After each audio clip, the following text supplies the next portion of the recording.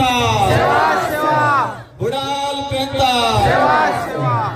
जिम्मेदारी आना जिम्मेदारी जाना। आप सभी को तह दिल से जोहार। आज राजस्थान से कोंडागांव बस्तर छत्तीसगढ़ 1,500 किलोमीटर दूर से आपने मुझे दिल से आमंत्रित किया और मुझे एक सौभाग्य मिला। और आप सबका जो प्रेम, आप सबका जो स्नेह, आप सबके अंदर एक अपनत्व की भावना ने हमारा दिल जीत लिया। आज गोरवाना समाज समन्वय समिति के द्वारा जोहारनी कार्यक्रम हमारे आदिवासी समुदाय के पुरखों द्वारा इस फसली त्योहार को पूरे देश के अंदर मनाया जाता है। ये कि अलग के अंदर अलग अलग प्रकार अलग अलग नाम से संबोधित किया, लेकिन ये तो फसली त्योहार, इसके बारे में जैसे मैंने समझा, मेरे इलाके के अंदर हम भील समूह से आते हैं। आदिवासी समाज का डीएनए, और ये आदिवासी समाज का डीएनए होने की वजह से आदिवासी, और यही आदिवासियत आज आपके बीच में खींच साथियों, मंच पे विराजमान हमारे समस्त आदिवासी समुदाय के समस्त सामाजिक संगठनों के पदाधिकारी और हमारे बीच में यहाँ के स्थानीय सांसद महोदय, स्थानीय विधायक महोदय भी आए थे, उनका भी मेरी ओर से तहे दिल से सेवा जोहार करना चाहूंगा। साथियों, आप सबके दिमाग में कई प्रकार के सवाल होंगे। कई दिनों से प्रचार प्रसार चल रहा था कि राजस्थान से राजकुमार और सांसद है, वो यहां पर आ रहे हैं।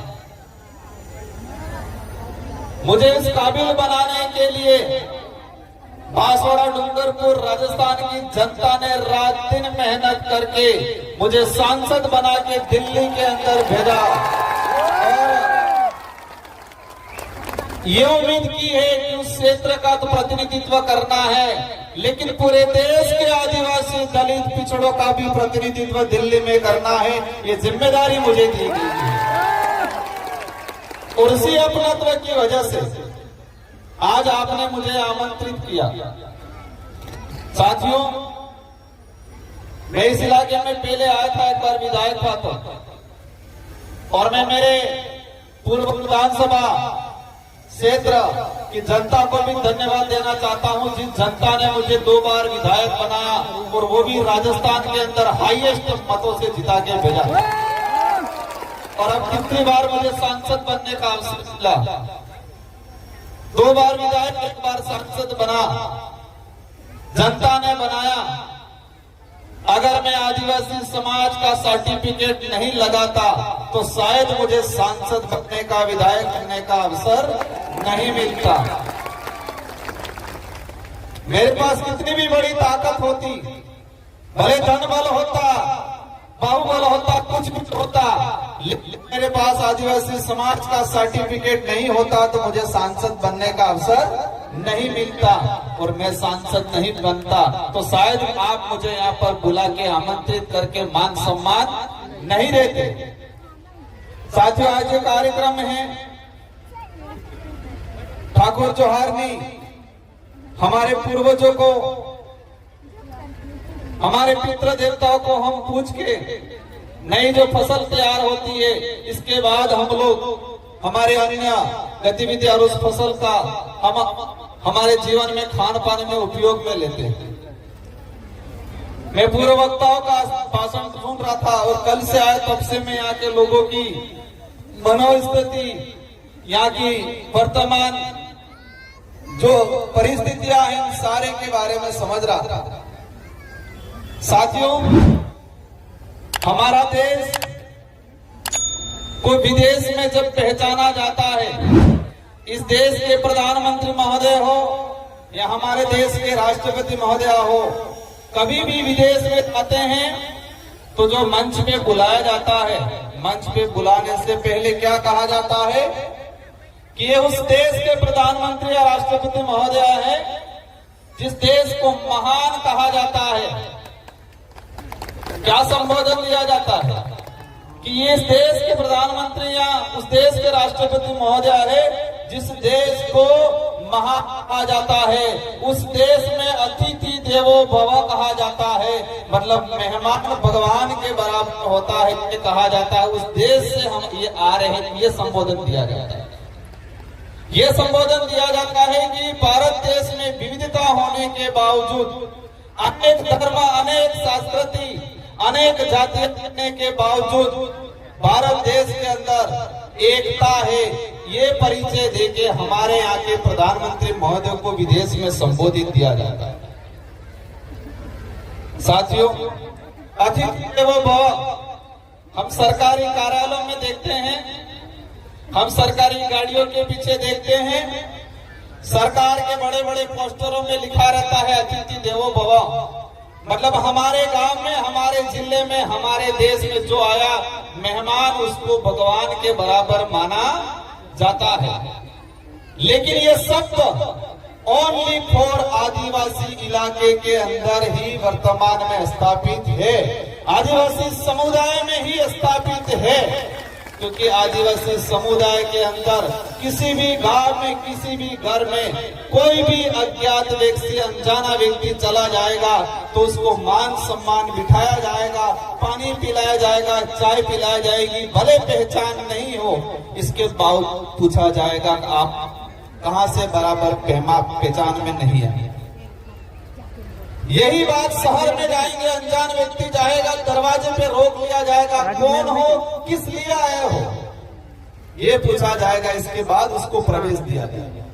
तो अतिथि देवो जो भव शब्द है वो कहीं न कहीं आदिवासी समुदाय की संस्कृति, समुदाय के रीति रिवाज और आदिवासी समुदाय के अंदर जिस तरह से हमारे अतिथि को आज एक देवो भव शब्द के संबोधन के हिसाब से लाया गया, तो ये अतिथि देवो भव आदिवासी समुदाय की संस्कृति से निकला हुआ शब्द है जो विदेश में आज प्रचलन में और हमारे देश का एक मजबूत शब्द के रूप में यूज किया जाता है।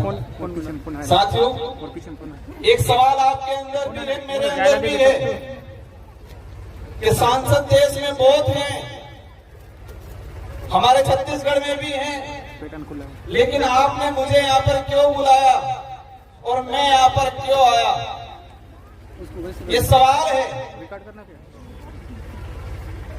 मैं जो समझता हूं कि मैं जो सांसद के रूप में हूं, लेकिन मैं ये समझता हूं कि मुझे जिम्मेदारी मिली है, जिस समाज का सर्टिफिकेट लगा के मुझे सांसद बनाया गया है उस समाज का कर्ज उतारना है, ये सोच के मैं रात दिन मेहनत करता हूं, काम करता हूं।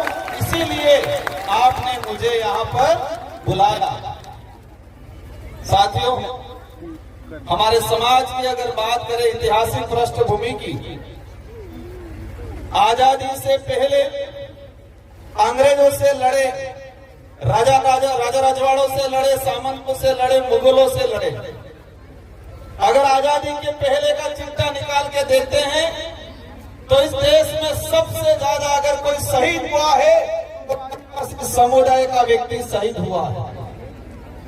भारत देश को आजाद कराने में अगर सबसे ज्यादा किसी का खून बहा है तो वो आदिवासी समुदाय का है, हमारे पूर्वजों का है। लेकिन दुख की बात यह है कि हमारा इतिहास कई किताबों में, कई पाठ्यक्रमों में एक गौण हो गया, लाइन के माध्यम हमारा इतिहास हो गया। आजादी के बाद का अगर देखें, इस देश में अगर प्रतिदिन कई अत्याचार होता है, इस देश में विस्थापन होता है तो सबसे ज्यादा अत्याचार और सबसे ज्यादा विस्थापन अगर हो रहा है तो आदिवासी समुदाय का हो रहा है। आज की तारीख भले वो छत्तीसगढ़ में हो, भले वो झारखंड में हो, भले वो राजस्थान में हो, लेकिन विकास के नाम से अगर विस्थापन होता है तो सबसे ज्यादा आदिवासी समुदाय का है। ये जो कागज पकड़ाया गया मुझे, हमारे आयोजन कमेटी ने बताया कि इन मुद्दों पे बात करना है। साथियों, हमारी जो संस्कृति है, परंपरा है, ये हमारी आइडेंटिटी है। अगर वो आइडेंटिटी नहीं रहेगी तो हमारी पहचान खत्म हो जाएगी, और पहचान खत्म हो जाएगी तो प्रमाण पत्र मिलना भी मुश्किल हो जाएगा, और प्रमाण पत्र मिलना मुश्किल हो गया तो हम अधिकारी नेता बनना भी मुश्किल हो जाएगा। इसलिए हमारी जो संस्कृति है, कई लोग पढ़े लिखे बनने के बाद, अधिकारी नेता बनने के बाद ये कहते हैं ये तो पुराने जमाने का काम है। हमारी संस्कृति के बारे में, हमारी पूजा पद्धति के बारे में कुछ लोग तर्क देते हैं कि जमाना बदल गया है, हमको बदलना पड़ेगा, कब तक ऐसे न ऐसे रहोगे, ये कहा जाता है। लेकिन वो उसको उस काबिल कहलाने के लिए और उस काबिल बनाने में संस्कृति का बहुत बड़ा योगदान है। जो व्यक्ति ऊपर जाके ये बोलता है, उसको उस काबिल बनाने में इस संस्कृति का बहुत बड़ा योगदान है। और हमारे आदिवासी समुदाय की संस्कृति, हमारी परंपरा, रीति रिवाज हमारे विकास में कहीं पर भी बाधक नहीं है, वो हमेशा सहायक के रूप में काम करती है। हमारी संस्कृति हमारे विकास में सहायक है, न कि बाधक है। बाधक नहीं है, सहायक है।